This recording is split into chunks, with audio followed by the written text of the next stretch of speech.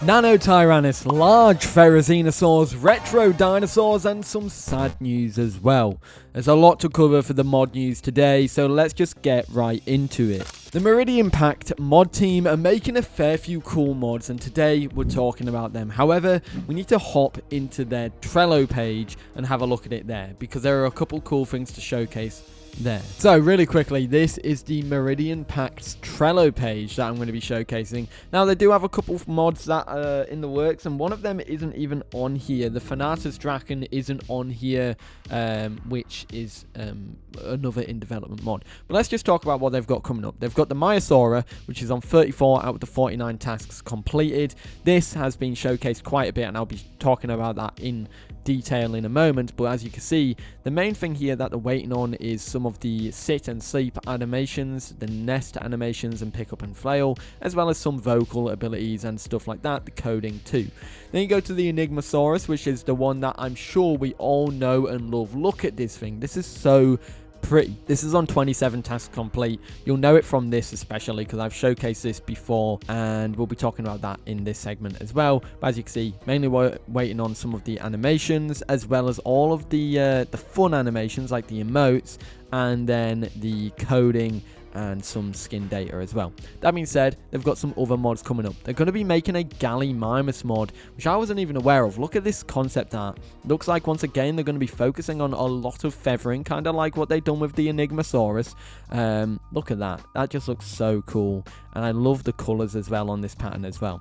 This was done by Fledged Feathers, this concept art, by the way, and I believe that is the same for the next one, which is the Lifranax, which is this as well. Yeah, this was done by Fledged. Now, if you want to talk about the sizes of these, you've got for the dinosaurs, one more dinosaur, which is Diabloceratops, is 16 out of 49 tasks completed. This won't be like one of the focuses in development at the moment, but if you want to talk about size, Enigmosaurus is the bigger one, bigger than an Allosaurus. Then Maiasaura is next in terms of size, and then the Lifranax is going to be a little bit smaller than Allosaurus, and then Diabloceratops is going to be the smallest mod out of the bunch. We do have a video which showcases that, which I'll have on the screen, but they do have some other stuff as well. I wasn't sure if Gali was in that video. They have some fantasy mods coming up. They've got Scorpionax, which is looking like a dragon. He's got a really big chin, although do bear in mind this is a very low poly model. Then you've got the Lepidopteryx, which is this, once again, very low poly model. This was added in June. Then you have the Jabberwocky, once again, low poly model. You can't really decipher too much from it. But this one, this is the Alderon. This has a pretty detailed model. It's kind of like a moose triceratops hybrid, and it looks really cool. And yeah, this one was actually recently teased, I believe.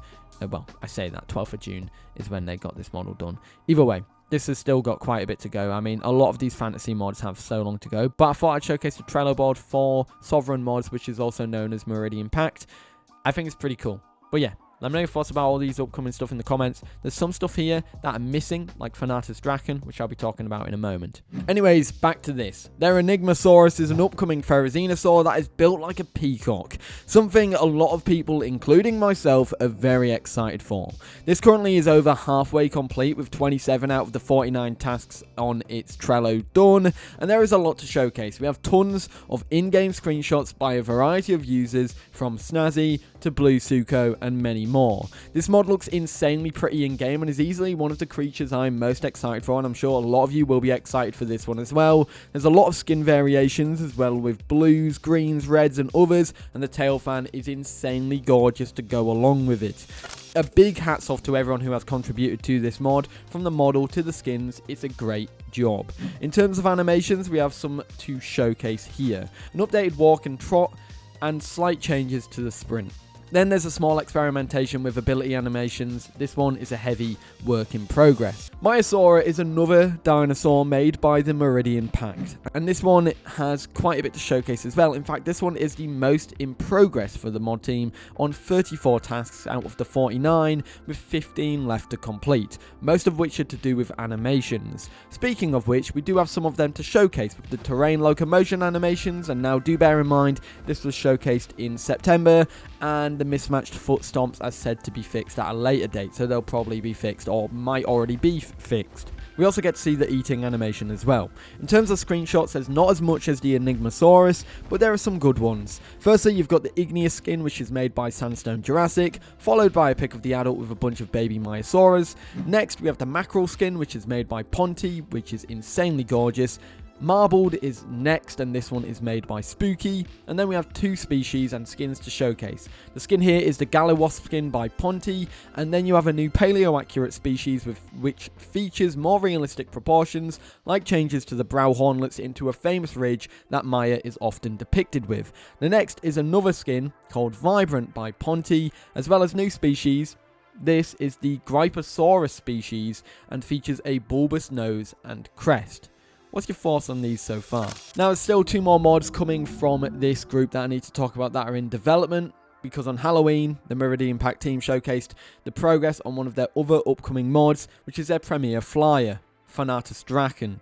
This has now entered its sculpting phase in its development. The model is done by Flo, who also done the Enigmosaurus. This is aimed to strike fear into the hearts of the baby dinosaurs, and recently they showcased the sculpt progress, showing the detailing so far on the sculpt, especially the neck details, and it looks so pretty.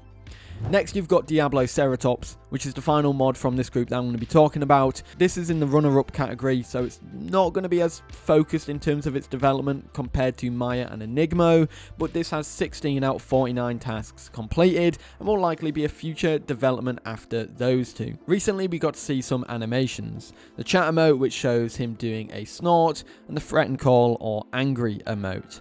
While not too much to show, it's very exciting.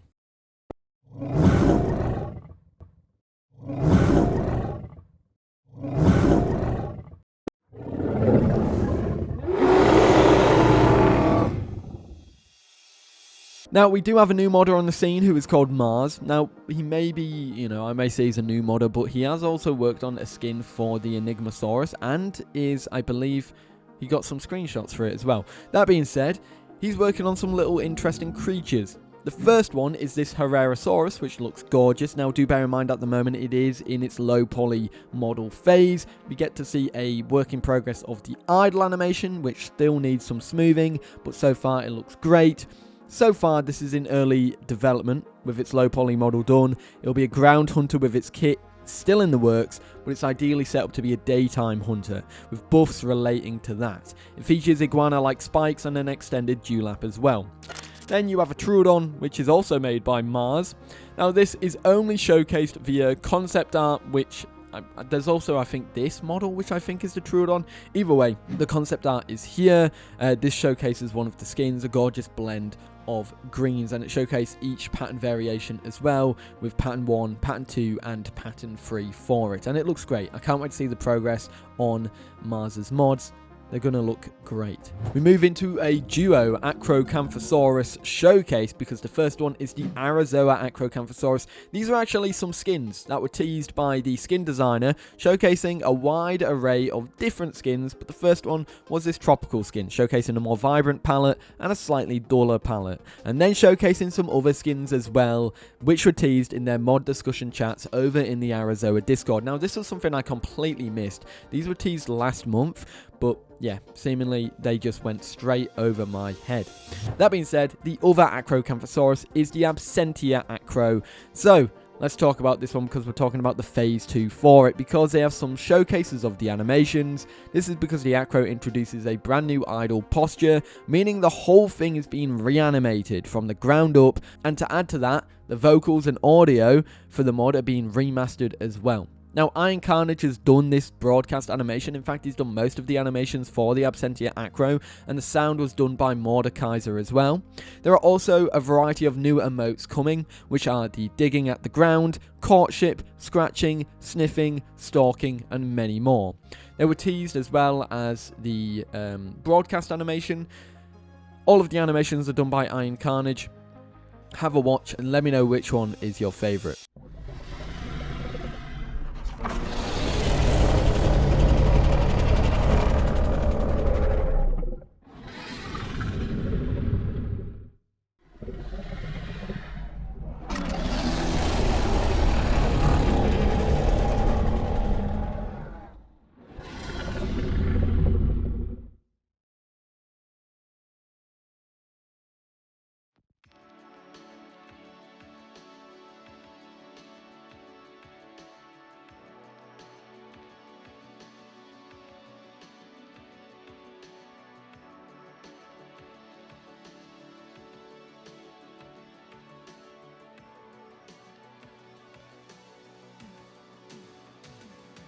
The Divine Beast team have shared their upcoming roster of mods, with the next 2 releases after Torvosaurus now officially planned. It goes in this order: Muttaburrasaurus, Uranosaurus, Torvosaurus, the Blue Whale, Herrerasaurus, and Tyrannosaurus.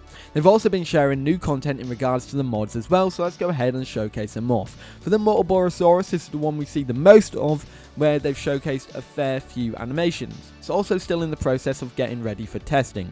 The animations were the swimming animation, the shake animation, eating animation, idle animation, run animation, and more.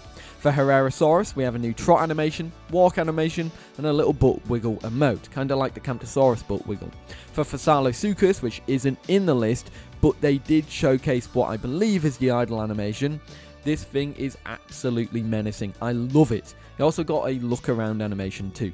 For Torvosaurus, it has now entered the sculpting phase, and it will be implemented with its new textures into the dev kit soon. This looks great. I love the texturing on it, and I can't wait to see what it looks like in engine. It's going to look really good. And finally, we have the Rex.